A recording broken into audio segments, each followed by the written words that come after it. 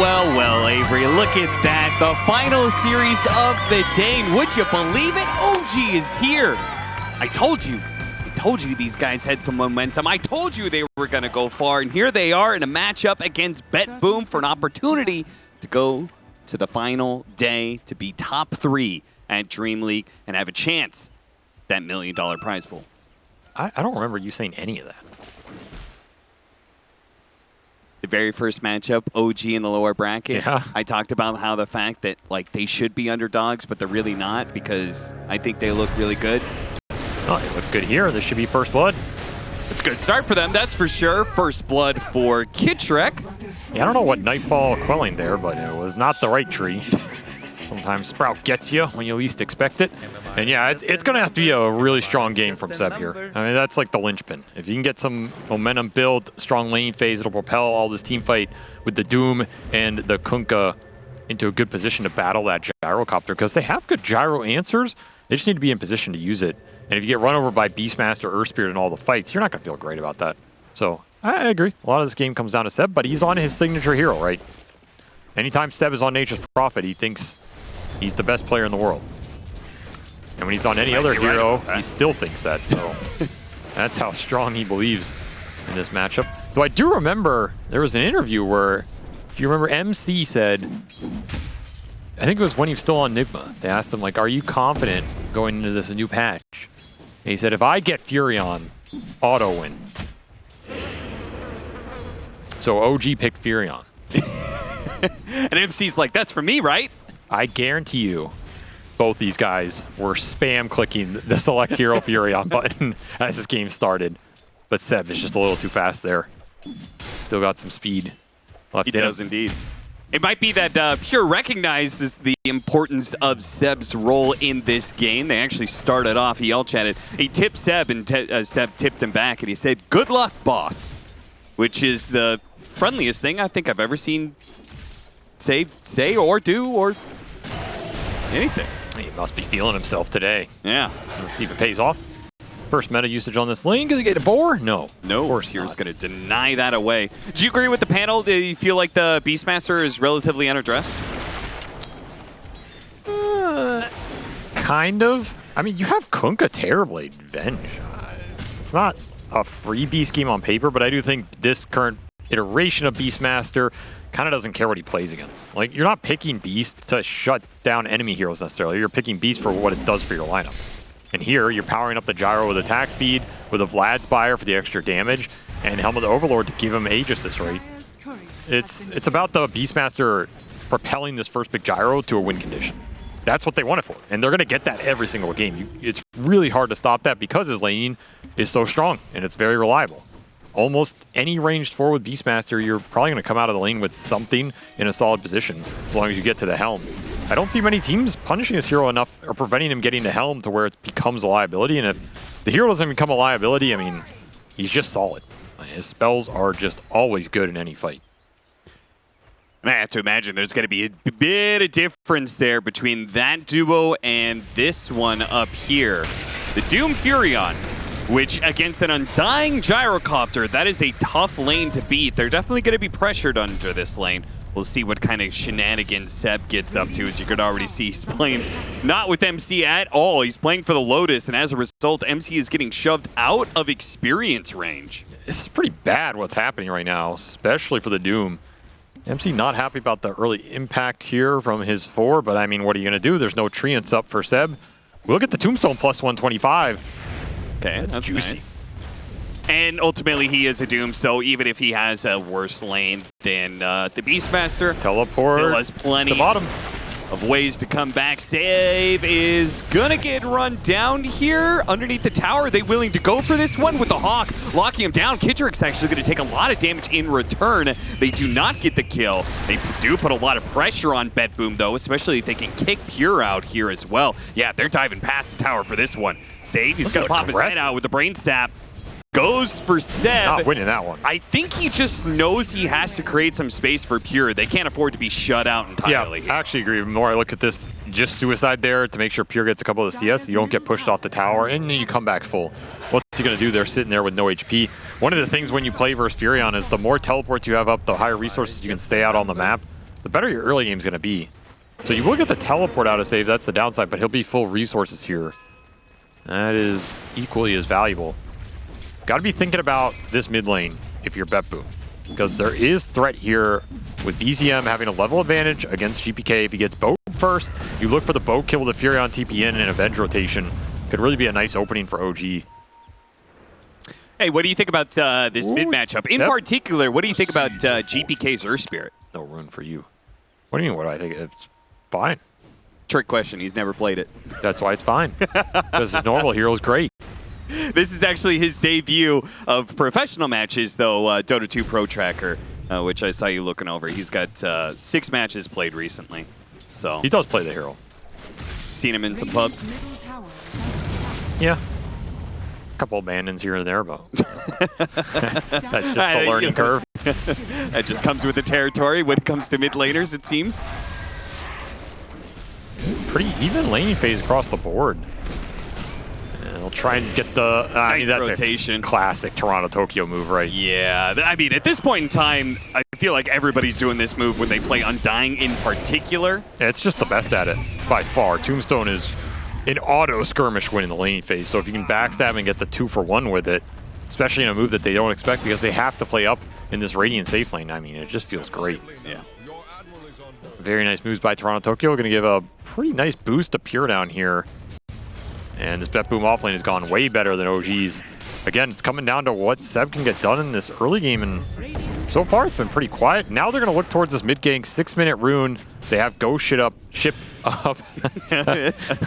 We'll see if it ends up being a Ghost ship or... Let's see, he's going to put it to use here. Oh, that's not a ghost shit at all. Yeah, that is a good one. Great ship right there. GPK is going to be caught inside the shroud on top of that. Nowhere to go. And a good pickup for OG. They're also going to they're going to secure that arcane rune for BZM. So win on win for OG. I'll let you cast for a little bit.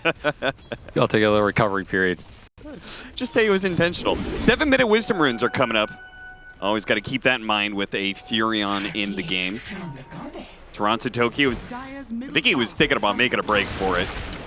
Try and take the wisdom rune away from OG's side, but instead, he's going to be caught by BCM, so a second kill.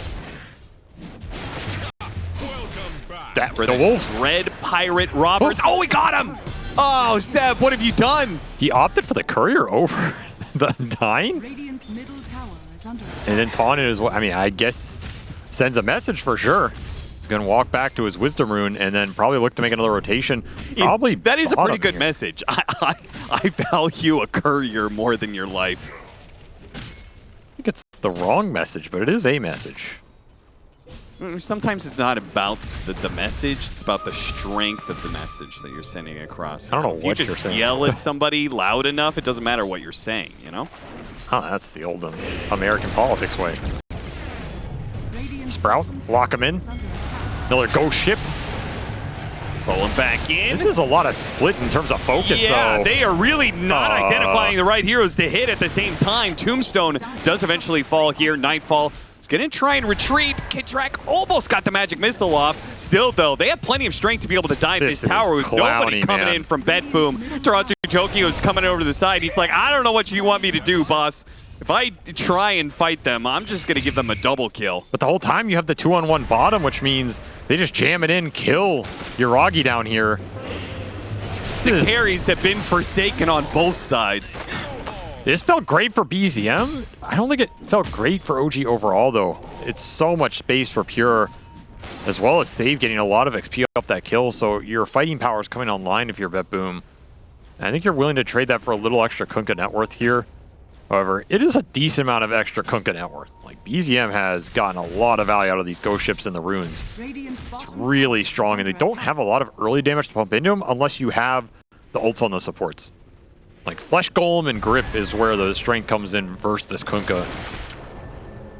Quick little Sprout. Sending another message. Level 5 for Seb. He's just maxing it, so no treants this game. His Quelling Blade was on cooldown. Forced to sit there in agony. Well, no stuns, I guess. After the Nightmare is used, he is home free. They're just going back and forth through this gate. It's endless. Still no ult though. All right, Seb wants to put a stop to this. Immediately protects his ward. This is a very strange game in terms of support impact, right? Yeah. Now, none of them are level 6 yet. They're all getting these ganks off, but they're also just going through the gate, waving to each other as they go by. Hasn't really been a concentrated move. It does feel like two supports together. It's a bit of a stalemate in this support battle, and I feel like it's going to break open one way or the other once we hit level 6. I mean, usually that favors the Furion, because he can choose where to go instantly with the global teleport and back up any move that Kitrak wants to make here. So at some point you want to catch BetBoom off guard with numbers, and they're just going to push down mid. Hard to do that against the Earth Spirit, though. Really good rune here for BZM. Oh, that he is now untouchable. Yep, shield rune for the Kunkka with 1600 HP off the double bracer. Yeah, you're not killing that guy. So next fight with this Kunkka power rune, I mean, the OG are going to be super happy to take it. Just where are you going to get it? Who are you going to get it on? Because your lockdown and catch is the X and the Furion TPing in. You have to be careful not to overextend in that fight versus the beefy turnaround here in the Tombstone and the Earth Spirit. And they're going to instead just try and get the smoke gank on a Pure. This is a tough gank, though. Save just way too good with the map read. Sends you sleeping back home. Runs into him. His ward will be sacrificed. But ruins a smoke. Not too bad. There is a bit of artificial gold creation here for OG. They've got a Doom and they've got a Furion. So I kind of expect them to be ahead in net worth, which they are. MC just had a very slow laning phase. This will start to escalate a bit faster now. Yeah. He's pretty much online in terms of the farming. Probably go for the max Devour on skill number 8. Can also hold the Doom. But it's coming up. I mean, you got to take that 4th point Devour, right? Of course. Greed is good. And then when you take the fight and you don't have Doom, you just say, like, misclick, guys, sorry. He didn't take it! Ooh, I would have said misclick, but I guess MC does not stand for it after all. I guess they're going to pressure this tower. Maybe they're expecting some sort of resistance from BetBoom. It is coming. Right. Rotate 3 heroes up here. Might be glad he skilled the Doom if he can get it off. Yeah, if he can get it off. He might just die at the start of the fight if they get the right opening here. They're gonna lead off. GPK gets off the silence. Magnetize starts going to work. He's gonna roll away to the side here. Afraid of perhaps that potential Doom. Swap back in. Kitrak swaps in the Gyrocopter, deals with the Tombstone, and actually starts walking away. GPK starts chasing after him now. Hey, Doom the Beastmaster on the backside. It's not going to yield anything here. Seb just doesn't even know if he wants to TP in, and he won't. Somehow ended up on an island. All 5 heroes top lane as they wave to GPK. Creates his own paradise type here. And I think Mind Control regrets leveling Doom now. I'm telling you, he should have misclicked. Yeah. Would have worked out. That's a hard fight. Because you know BetBoom, if they fight that, they're going to bring everybody. It's not hard for Pure to connect through the gate. They're happy to take any sort of Tombstone magnetized fight. Tombstone, yeah, they should be looking for fights, yes, right? And that was before the support ults. So now they're going to re-smoke with Grip up, with Flesh Golem up. Don't need Tombstone for this fight when you have those ults online, and they're way stronger than the support ults on OG side. Of course, Wrath of Nature on cooldown as well was used top. Barreling forward with his Blade Mail, trying to break the rotation from BetBoom, but he's taking a lot of damage. The Spirit Festival is working him down. They're going to swap back into the tower range. GPK tries to roll after him, blocked by Kitrak though. Kitrak hits him with a magic missile, but GPK wants to keep going, and they will manage to catch up to BZM. Pure cut him down with the axes. Another fight that OG are just not respecting the numbers and the willingness of BetBoom to take 5-man engagements. I mean, there's one thing to respect it. It's also another for BetBoom to just be playing it damn well, right? These are connections that are pretty natural for them. It's not costing too much farm, and it's the exact type of tempo you want with this Undying Beastmaster lineup. Take the fight to OG when this Terrorblade doesn't want to do anything, when this Doom is pretty useless versus a lot of the AoE control. I don't really know what you're supposed to do. Okay, that is a very bold TP by Seb. Maybe it's one of his genius baits. They have a tombstone out. They have to address that at some point in time, but first they're going to deal with the Earth Spirit. Primal Roar goes down, gives the extra movement speed for him to retreat. So they get the kill on GPK and the tombstone. Seems like a brilliant bait to me, Avery. All right, I don't know anymore, man. I feel like the worse it looks for Seb, the better it turns out. Yeah. So the next time I see this man just TP into 5 heroes and it looks awful, they're going to win the fight for sure. I got to reframe my mindset when I'm watching this guy play Dota. So it's true, man.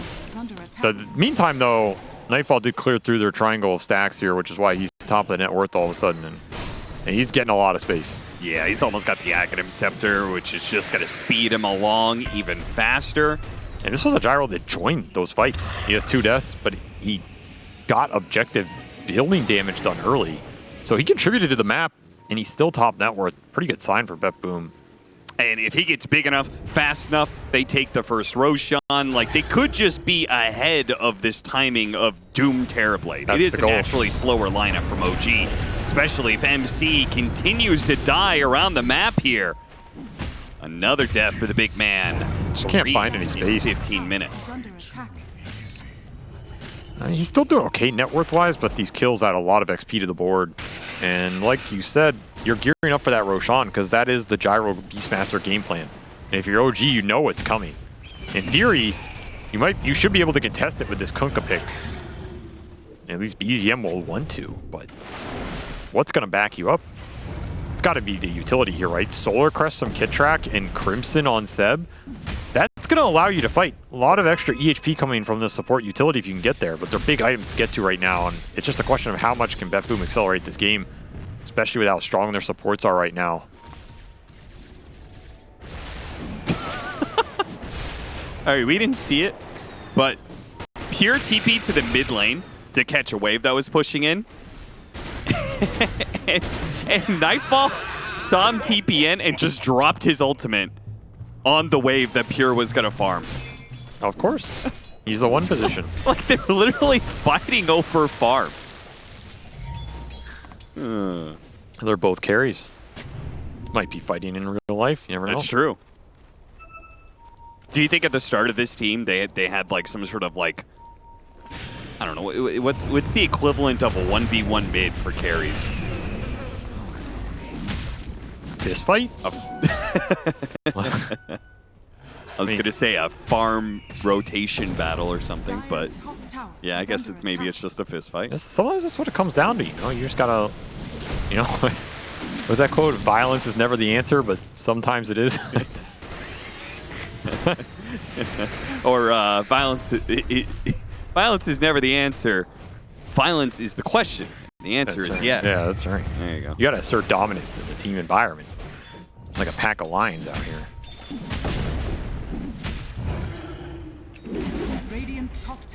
Well, like a pack of lions, BetBoom have found some prey to bring down. And they're gonna try and set up. They're taking down the elephant. Save. He has night vision on BZM. He had a really good read of where this Kunkka was. Yeah. I do think maybe his team didn't want to be pulled out of that Roshan pit, though. But now that they're done with it, he sees his opportunity. Gets asleep on a Kittrack. That's a freebie, but look at, they're going through the portal and might actually be able to catch the Kunkka as well. They're gonna chase after Kittrack. Oh, that missile was almost in time. Good read by BZM, though, to TP away as soon as the missile was dropped. Oh, Jesus, kick his dead corpse around. This was good map play by BetBoom. They really make fast moves. A lot of it's on save. Yeah. I think save is the unsung hero of this team in terms of how they play the map a lot of times. He's very quick at setting up these kills, and it translates into a lot as every time a hero's off the map, OG cannot fight anything here. It actually feels like Bane is probably one of his best heroes in that regard because of the way he sets up. Like, he's always scouting out. He's always on the next play for his team. Yeah, like that's a good killer for. Yeah, that's what I think about save. That's a reason he likes Wind Ranger, right? Wind Ranger's like the ultimate killer for position. Sometimes you just become a carry in yourself. So. And all those pickoffs around the map have led them to a 3,000 net worth lead, and they seem to just be picking up pace. Faster and faster it goes. Now killing Seb, 5K up with taking the tier 2 tower at the same time at bottom lane. And Seb's looking for that classic Seb Crimson Guard on the Furion. This item is it's better the earlier you get it in this type of game. Yeah. And the other issue I have right now is, okay, let's say you get this Crimson. Are you gonna get a forced fight out of it that's to your advantage? You have to kind of coincide it with some other big items here. Probably the Scotty on Yuragi. And then I think you can take it to BetBoom, maybe win that 5-on-5 with this Aegis expiring in 3 minutes. But you can't keep bleeding out like this, because that fight that's going to get you back in this game is becoming more and more difficult right now. Yeah. Octarine done for MC, so the farm will continue to pick up here. I mean, it does sound like a pretty incredible timing of, if you have the Crimson Guard, limit the Gyrocopter's damage, and you have the Scotty to hit this ranged carry. Yeah, it's good.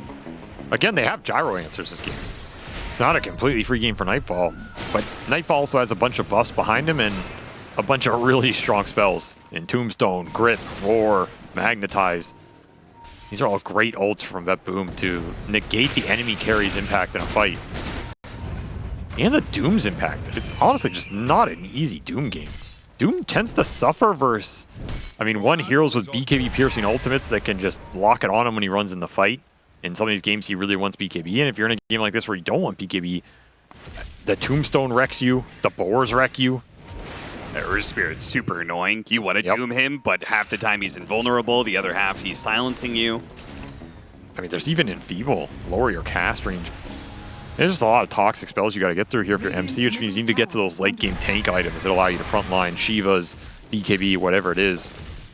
And another smoke from BetBoom using this Aegis on Nightfall with BKB completed They're here. running into some high value targets here. Yuragi and Kitrak going to be caught in the same boulder together. GPK doesn't even care about the Sunder. He knows you have nothing to back it up, Yuragi. Really smart read. 21 minutes. They know someone's going to be on that Wisdom Rune. Just smoke there and kill him. Yeah. Really straightforward here. And I expect Save to already start thinking about the setup somewhere else, right? This has been their MO the whole game. He's still smoked. Eye of Vizier plus Aether Lens. He has every It's bit here. of He's cast going to range. find the opening. Blink, Roar onto BZM. And Nightfall is just going to go and use that BKB because this is an important kill. Kunkka right next to a tier 2 tower. You get that kill, you're guaranteed another objective. And he still has another minute for the Aegis, so even a possibility of maybe finishing up this last tier 2 in the top lane. There's just no map pressure. There's no rat action coming out to stop this 5-man from BetBoom. Normally, with a Furion Terrorblade lineup, you could have Illusions and Treants down one lane. You don't really have Treants skilled, so that's one thing here. Yeah. And the other is Yuragi's been forced into really defensive areas farm-wise. He can't get Illusions deep on the map. Maybe you're afraid of Save setting up on you or the cross-gate action from BetBoom causing you problems, but it has to happen if you're not going to take the 5-on-5s, because right now, BetBoom are grouping up, getting objectives, getting pickoffs, and there's no punish. Absolutely no counter punish in this game, and it's just destroying your Kunkka's net worth here. We were talking about BZM. What, he was like the first place net worth in this game for a while with a 5K? Yeah, he was at almost 9. like 1K above second place. Yeah, so he's farmed what? 4,000 gold in the last 10 or 12 minutes here? Yeah. And that's just not his fault. He just doesn't have any heroes to play with. Yeah, You got a Doom farming, you got a Furion farming, you got a Terrorblade farming. It's him and Kitrak against the world. I still go back to this type of Kunkka lineup where you have Kunkka with low damage supports. Yeah. I don't know, unless it just always feels bad for the Kunkka in the later parts of the early game going into the mid game. It's just hard to make plays, and if you can't make plays, what's the point of winning your lane? You can't really use it for anything. And it's not a game where the Kunkka's tankiness wins you fights alone because, again, they have an Undying. And Undying just wrecks this hero in the fight. So it's going to have to come back to the utility for OG. They have the Crimson on Seb. They have BKB closing in for MC, and that Solar Crest done for Kitrak. So big buff-up items in terms of the 5-man team fight here. And that Scotty on the Terrorblade. You're going to have to put it to work. You have a 3,700 HP Earth Spirit at 23 minutes. As heroes. He's big. He's beefy. Top tower is under attack. Still, I think, 3rd or 4th highest strength gain in the game. And Yeah, it shows. I think it's 3rd, yeah. Primal Beast, Centaur, Earth Spirit. Nice little DD as well.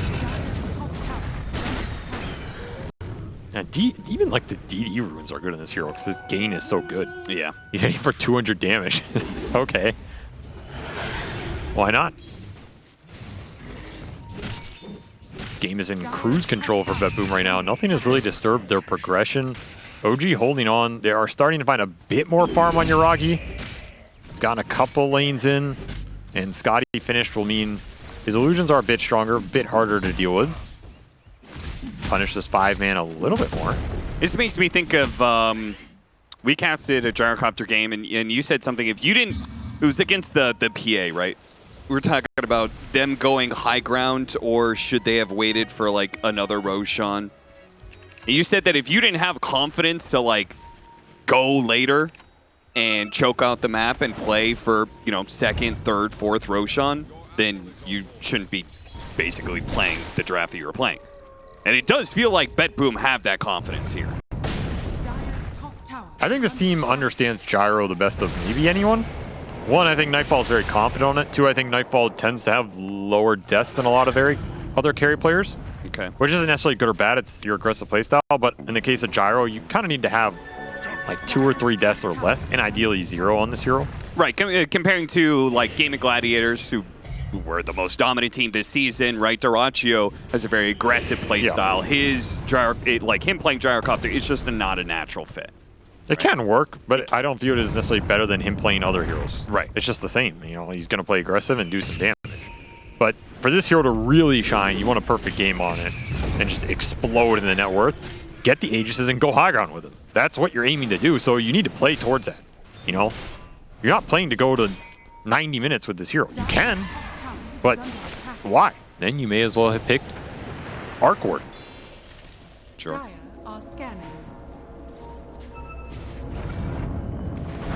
Arc Warden. Just waiting for that one. Well, it has given time for OG as we wait for the second Roshan play. BetBoom. It is spawned. I'm surprised they're not playing to the pit a little bit more, but they've just been running around as 5. Absolutely no opening for OG to gank anything here, even if they wanted to. Just protecting Nightfall with this butterfly.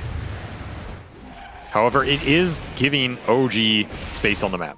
We're seeing this lead go down a bit. They're playing the sides. The group up from BetBoom is costing them an economic advantage here, even if in theory it gives them the safest route to the next Roshan. So there's a trade-off in everything you do.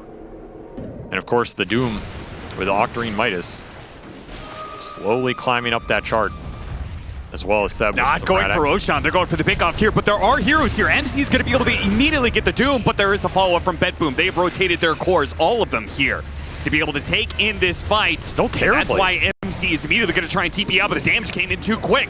Cut down Kid Track as well. Pure knew exactly where he was headed to. An opportunity. OG thought maybe, okay, we could turn around. They're just doing some sort of pickup. But as you said, BetBoom are playing 5-man. They're not giving any openings to OG to get some sort of turnaround fight, some sort of pick-off that leads to more. If you want to fight BetBoom, you better bring all 5. And the second you see any of them, you better expect the whole ball is going to be there. Pure's going, I mean, GBK is going in here aggressive for a reason, right? And you look at this purple dot, it's nowhere close to this fight. That's just not a skirmish OG can take, and by the time they realize it, it's too late. Now you're feeding away those kills. You were clawing your way back in this game. You get knocked back down. And now MC's looking at it like, oh god, I need even more farm. Because you got BKB, but it's the physical damage of the gyrocopter that brought him down. Time to buy another Midas and hope it's still bugged. Yeah. Swap in, swap out. So what about Roche? Well, there it is. There we go. I'm getting like, is this like a lens flare on Toronto Tokyo's cameraman? This guy's in a halo of light. BetBoom versus OG, directed by JJ Abrams. These guys get creative, man. I almost think it's harder. What do you mean creative? I almost think it's harder to get some of these camera shots than if you just normally set up your camera. Oh yeah, it's harder to get the terrible shots. Yeah, you have to actively try. Yeah. No, it is true. There's definitely some players who do try to make terrible shots. I guess that is their artistic freedom, but Like, I don't want to be on camera. Shouldn't have signed up to be an esports athlete then, son. yeah, I should play laser tag or something. Yeah. Just be hags for save. Why not? Not really anything to cancel that, right? Outside of, I guess, a Torrent Storm. Yeah, that is actually it. So that is going to be pretty good if he eventually gets there. Just guaranteed full duration grip on anybody. Aghanim Scepter for Pure, so he's going to be pretty tough to bring down if he gets off Roar. Shiva's for GPK, so 4,000 HP. You throw a bunch of armor on top of that. Yeah, they're just scaling, and it feels as though they're outscaling OG here. I mean, you have Terrorblade, and this hero can do okay versus Gyro. I don't know if he's doing okay versus Gyro and all this other stuff. Yeah. It's maybe one of those games where you kill Nightfall in the fight, and then you get 5-man wiped. I don't know how much sustained damage you have in the tank. Like, who is doing sustained damage in the fight for OG? What is it? Like, it's only the Terrorblade, I think. The Kunkka and the Doom are pretty much all in on their initial round of spells. Yep. And that's it. Furion is, I guess, Sprout. I mean, you know, whatever, right? Yeah. It's all on Yuragi here. He has to survive for the entire fight and just clean house. Which Kid Track is going to be crucial for that. His swap saves, or maybe even a swap initiation, whatever it is, setting up the fight or resetting the fight. And the utility, again, Solar Cresting this Terrorblade, Lotus Orbing this Terrorblade. The two supports from OG need to play around Yuragi. You can't get caught in a situation where you Lotus Orb a Kunkka and then Yuragi needs it. It's going to come back to bite you real hard. Because, man, these HP numbers are going up for BetBoom. They're going up real damn fast. I'll kick Nightfall. Yeah, I want to make sure. Didn't look like he'd like that. Probably went disabled help immediately. You kick me again, and I'm going to kick you out of the team.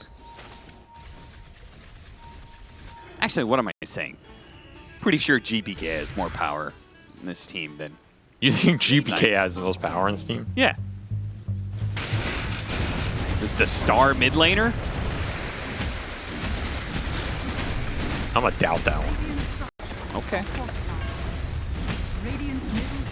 We can ask the BetBoom org.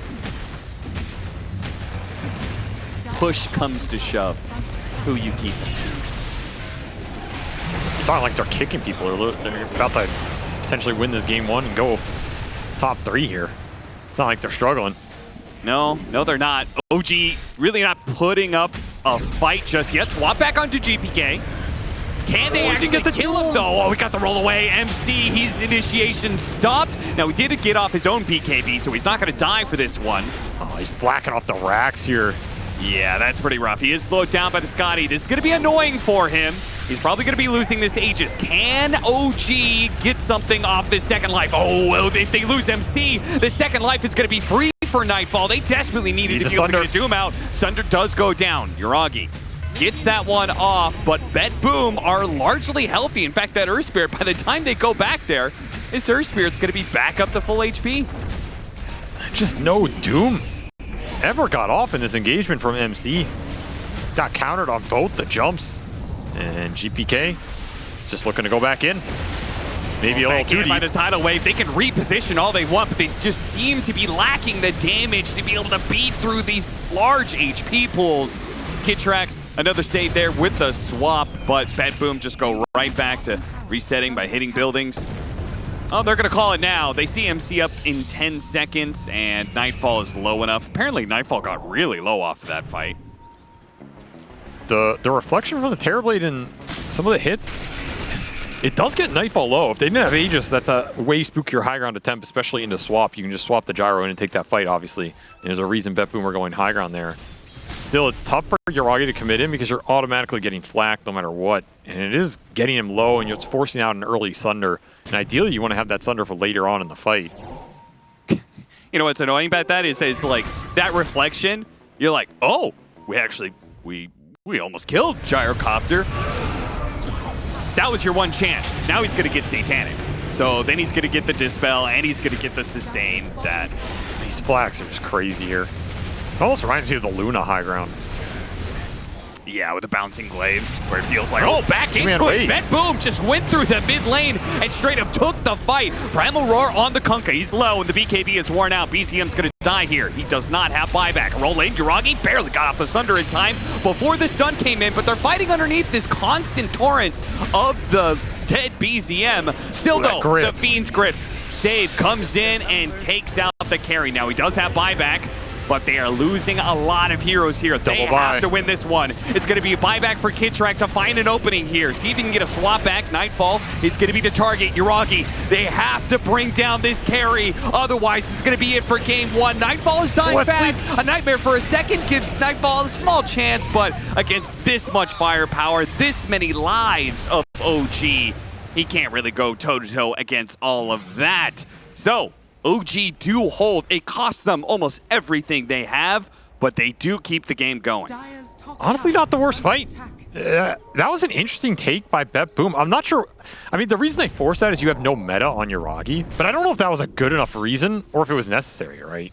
You are giving OG a chance to win that fight because you're missing some key spells and just good execution from OG. Torrent Storm did a lot of work in that engagement. Waited for Yuragi to come back the second time, then his meta was up. No Thunder, but gets the job done with just BKB. And suddenly you have a chance to push the map back into BetBoom. Seb got a lot out of that as well. He's going to have his choice of an item here, and it'll be the Ags for the Furion. That's pretty good in this fight if you can make it land on the cores, right? Yeah. Entangle. Not too shabby here versus the Gyro if you can lock him down. You got to think about the Satanic Dispel coming through and when it comes through, but if you can land it and you get a good duration, you're going to be really happy about that. Also, just landing the root on the Earth Spirit could mean you can chain him up long enough to get the kill. I mean, I will say, counterpoint, there are two different sides to that coin. Forcing that fight did get buybacks out of OG, and there's no chance of Roshan being up or anything like that. So Roshan is going to come up.